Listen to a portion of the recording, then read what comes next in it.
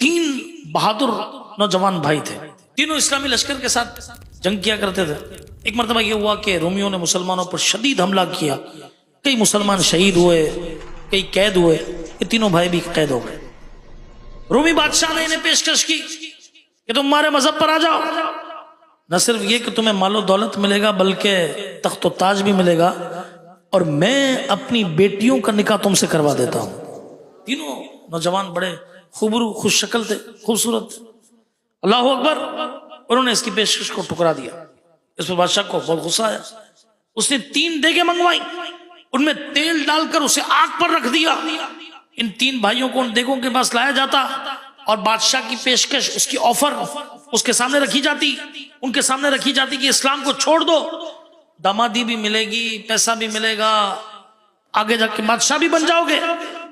یہ تینوں بھائی ہر پیشکش کو ٹھکرا دیتے۔ آخر تیسرے دن بادشاہ نے بڑے بھائی کو بلایا، اسے پیشکش کی، وہ نہ مانے تو انہیں اس جلتے ہوئے تیل میں ڈال دیا گیا۔ آپ سوچ، یعنی ہم تصور نہیں کر سکتے کہ ان کا سب گوشت پوشت جل گیا، ہڈیاں تیل کی سطح پر تیرنے لگی۔ بادشاہ نے دوسرے بھائی کو بلایا، اسے پیشکش کی، وہ بھی نہ مانا، اسے بھی اسی طرح کھولتے ہوئے تیل میں ڈال دیا گیا، ان کی بھی ہڈیاں اس ہانڈی کے اندر اوپر آ گئی۔ اب تیسرے بھائی کو بلایا گیا، وہ نہ مانے اور رونے لگے۔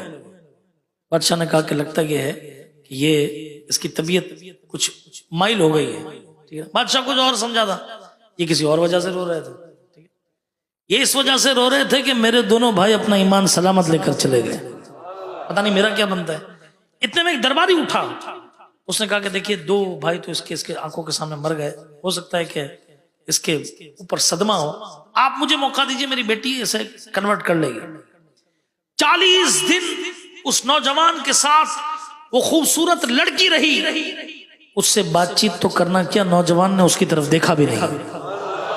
دن بھر روزہ رکھتا، رات کو عبادت کرتا، یہاں کہاں وہ اس کا ایمان پھیرنے آئی تھی، یہاں پر اس نوجوان لڑکی نے اس کی عبادت سے، اس کی ریاضت سے، اس کے اچھے اخلاق سے متاثر ہو کر وہ کلمہ پڑھ کر مسلمان ہو گئے۔ دیکھا آپ نے ان تینوں بھائیوں نے ایمان پر کیسی استقامت دکھائی، کتنے پختہ، یہ سمجھے کہ یہ رہے۔ اللہ اکبر، یہاں تک کہ شہادت نوش کر کے جنت الفردوس کی نعمتوں کے حقدار بن گئے۔ کاش ہمیں بھی ایمان پر استقامت نصیب ہو جائے۔ مشکل آئے، پریشانی آئے، غربت، تنگ دستی، لوگ ستائیں، تانے دیں، کچھ بھی ہو جائے، ہم کبھی بھی ایمان کا سودا نہ کریں۔